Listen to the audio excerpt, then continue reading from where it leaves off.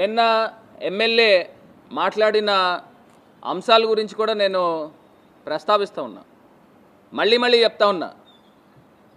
ఏదైతే కౌరులు చెప్తా ఉన్నాడు, నేను చెప్పాను దేవుణ్ణి రాజకీయాల్లోకి లాగద్దు అని ఈ అంశాలు చెప్తున్నాడు. ఇది రాజకీయాలు కాదు, నా యొక్క నిజాయితీ, నా యొక్క సచ్చీలతని నేను నిరూపిస్తున్నా. అంటే నేను తప్పు చేయలేను అని ఎక్కడికైనా వచ్చి నేను ఒట్టేస్తాను. నేను తప్పు చేయలేదు. తప్పు చేయనప్పుడు అసలు నేను ఎందుకు భయపడాలా? ఒకవేళ నువ్వే కనుక తప్పు చేయకపోతే నువ్వు శివుడి మాల వేసుకున్నావు కదా, శివమాల వేసుకున్నావు కదా, మరి శివమాల వేసుకున్నప్పుడు నేను ఖాళీగా లేను, నువ్వు ఖాళీగా ఉన్నావు అని అంటున్నావు. మరి నువ్వు గుడికి కూడా రాలేనంత ఖాళీయా నువ్వు? నాకు అర్థం కాల. మళ్ళీ నువ్వు మాట్లాడిన దాంట్లో వాడు వీడు అని మాట్లాడుతున్నావు. నోరు అదుపులో పెట్టుకుని మాట్లాడితే గౌరవంగా ఉంటుంది. నేను కూడా అదే స్థాయిలో పదజాలంతో మాట్లాడగలను. మరి నీకున్న సంస్కారం ఇదేనేమో, మీ ఇంట్లో వాళ్ళు నేర్పించిన సంస్కారం వాడు వీడు అండమేమో. నీ సంస్కారం ఏంటో ఏదో పెద్ద కౌరులు చెప్తా ఉన్నావు.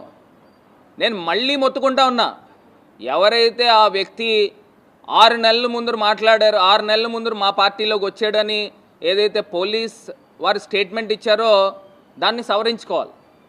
కరెక్ట్గా నెల 10 రోజుల ముందు వచ్చాడు, ఎలక్షన్స్ ముందు. మరి దానికి ఏ రకంగా మీరు ఆపాదిస్తున్నారో నాకు తెలియలే.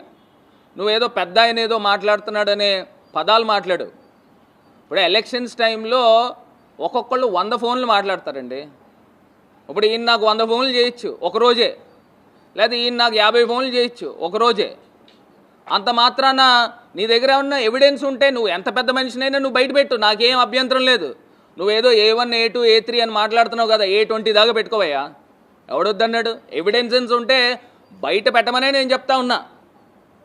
ఇవన్నీ కాకుండా నేనేమన్నా అప్పుడు మేము ఉన్నప్పుడు గుడి దగ్గరికి నేను రమ్మన్నానా, కొబ్బరికాయలు కొట్టమన్నానా, ప్రదక్షిణాలు తిరగమన్నానా?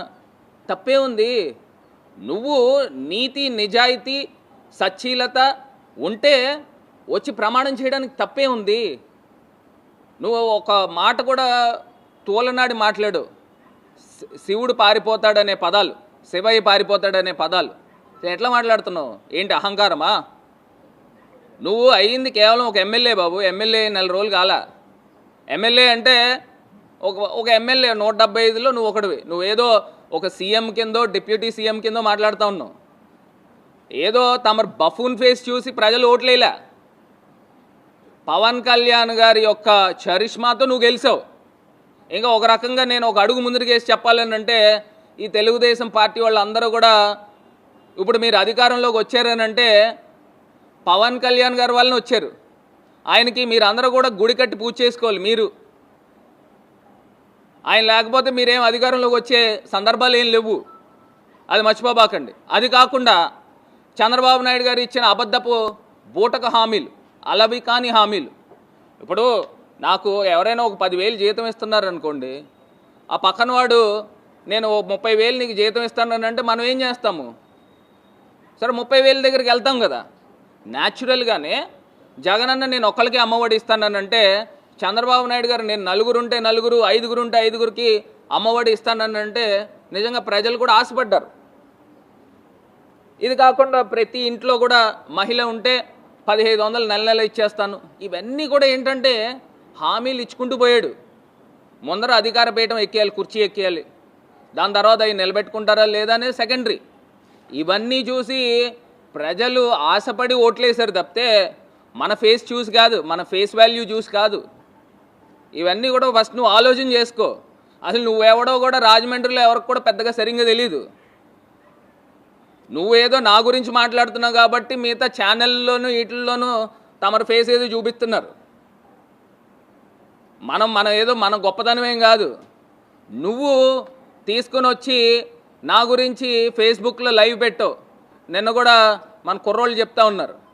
ఆ లైవ్ పెడితే ఆ లైవ్ పెట్టిన దాంట్లో 12,000 13,000 మంది చూశారంట.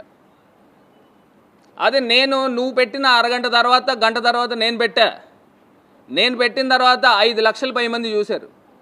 అది నీ రేంజు, ఇది నా రేంజు. నువ్వు పెడితే 10-12 మంది చూస్తున్నారు, నేను పెడితే 5 లక్షల పైమాట ప్రజలు చూస్తూ ఉన్నారు. ఏదో నువ్వు కూడా పోల్ చేసుకోవడమే. ఏదో తమరు ఫేస్ చూసి తమరేం ఇక్కడ గెలవలా, ఫస్ట్ అది తెలుసుకోండి. ఇందులో కూడా మాకు రకరకాల అనుమానాలు ఉన్నాయి. ఇలాగా నేను ఇప్పుడు ఇందాక చెప్పానుగా, వీళ్ళందరినీ చూసి ప్రజలు గమ్మున ఆశపడి ఓట్లేశారు. ఇవన్నీ కూడా గుర్తుపెట్టుకో. ఖచ్చితంగా మీ పైన ఇంకా చాలా బృహత్తరమైన బాధ్యత ఉంది. ఏం బాధ్యత అంటే, ఇప్పుడు మీరు ఏవైతే హామీలు ఇచ్చారో ఇవన్నీ కూడా నిలబెట్టుకోండి. ప్రజలు కూడా ఎదురు చూస్తూ ఉన్నారు. ఈ పాటికి అమ్మఒడి రావాలా, ఎందుకు ఇవ్వాలా? ఈ పాటికి పిల్లలకి స్కూల్ డ్రెస్సులు, యూనిఫామ్ల దగ్గర నుంచి, బ్యాగుల దగ్గర నుంచి అన్నీ ఇవ్వాలా, ఎందుకు చేయలే?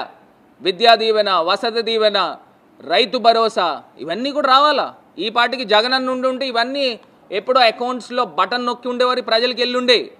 ఇవన్నీ కూడా ఇవ్వలేదుగా. ఇవాళ కూరగాయల రేట్లు ఏంటి నాయన చెప్పండి. ఏదో పెద్ద పద్యాలు చెప్పారు కదా, కూరగాయలు ఏంటి ఇవాళ? టమాటా కానీ ఉల్లిపాయ కానీ రేట్లు ఏ రకంగా ఉన్నాయి? సామాన్యులు బతకగలరా? మాటలు చెప్పాలంటే ఎన్నైనా చెప్పచ్చు. ఇప్పుడు నేను ఇక్కడ రాజమండ్రిలో డెవలప్ చేసిన కంబాల్ చెరువుని సర్వనాశనం చేశాడు. మొత్తం అక్కడ ఉన్న వాళ్ళందరూ కూడా ముక్కులు మూసుకుని వెళ్తున్నారట. నేను డెవలప్ చేసిన ఓపెన్ థియేటర్ గురించి, సుబ్రహ్మణ్య మైదానం గురించి అఖిలపక్షం వేశారు. అవన్నీ పెద్ద పనోళ్ళలాగా, పోటుగాళ్ళలాగా అందరూ తిరిగారు.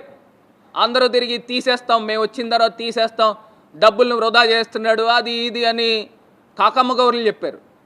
కానీ ఇప్పుడు చేసింది ఏంటండి? మొన్న వరల్డ్ కప్ ఫైనల్స్ జరిగితే 1000 మంది వచ్చారు. 10,000 మంది. మనం కట్టించిన దాంట్లో 10,000 మంది వస్తే ఈ ఎమ్మెల్యేలు వాళ్ళతో పాటు కూర్చొని అక్కడ వీక్షించాడు. అది ఎవరు డెవలప్మెంట్ అయినా?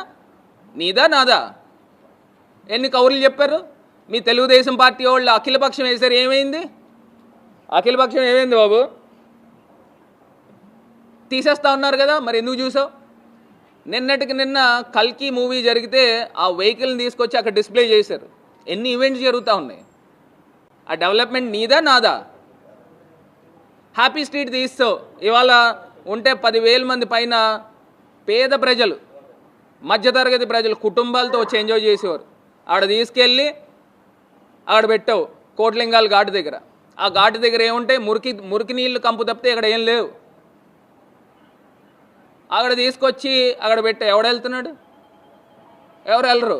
ఇప్పటికైనా బుద్ధి తెచ్చుకొని మళ్ళీ తీసుకొచ్చి బ్యాక్ టు పవిలియన్కి రా. నేనేమి క్రెడిట్ కావాలంటే తీసుకో, తప్పేం లేదు. ఇంకా కావాలంటే సలహాలు ఇస్తాను నీకు.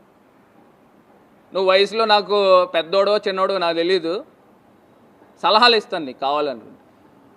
ఇవాళ తీసుకుని వచ్చి ఇక్కడ లాలా చెరువు దగ్గర యోగా పార్క్ నేను డిజైన్ చేయించి, అది మున్సిపల్ నిధులే అనుకుంటా నాకు తెలిసి, అది తీసుకొచ్చి యోగా పార్క్ పెద్ద పెద్ద స్టాచ్యూస్ డిజైన్ చేయించాం. అది ఇన్స్టాల్ చేస్తూ ఉన్నారు.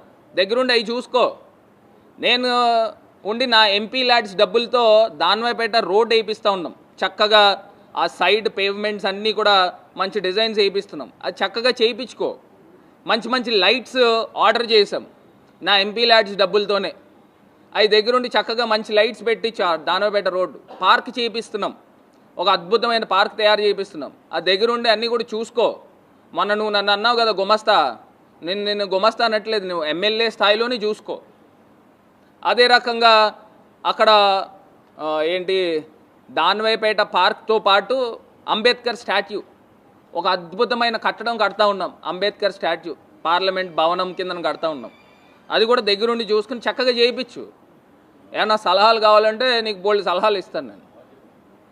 ఇవన్నీ కూడా నోరు అదుపులో పెట్టుకుని గౌరవాలు ఇచ్చిపుచ్చుకొని మాట్లాడితే గౌరవంగా ఉంటుంది. అసలు నీ గురించి నేను మాట్లాడడం, నిన్ను నేను స్టేట్ వైడ్ పరిచయం చేస్తూ ఉన్నా ఎక్కువగా. అసలు నేను ఎంత తక్కువ మాట్లాడితే నీ గురించి నాకు అంత బెటర్. నాకు కూడా నీకులాగా మనకంటూ ఒక స్వతహాగా ఆలోచన పెట్టుకో. ఇప్పుడు ఇండోర్ స్టేడియం, క్రికెట్ స్టేడియంకి మేము శంకుస్థాపనలు పెట్టాము. ఆ శిలాపలకాలు ఇప్పుడు మోరంపూడి దగ్గర పెట్టించానని పెద్ద ప్రగల్భాలు పలుకుతున్నావు కదా, అది పెట్టించు. ఇవన్నీ కూడా చేయించు. ఇవన్నీ కూడా ఆల్రెడీ సిఎఫ్ఎంఎస్ అకౌంట్స్లో ఇండోర్ స్టేడియంకి, క్రికెట్ స్టేడియంకి ఆల్రెడీ డబ్బులు పడి ఉన్నాయి. ఇవన్నీ కూడా దగ్గరుండి చేయించు. గోదావరి బండుకు కూడా దగ్గరుండి చేయించు. ఇవన్నీ కూడా ఐడియాస్ ఆల్రెడీ ఆన్ పేపర్ ఉన్నాయి. ఈ ఆన్ పేపర్ని దగ్గరుండి ఒక ఎమ్మెల్యే పొజిషన్లో ఉన్నావు కాబట్టి చేయించు. నువ్వు 175 నియోజకవర్గాల్లో ఎమ్మెల్యేల్లో నువ్వు ఒకడివి. మనం ఏం పెద్దగా ఏం ఊహించుకోక్కర్లా.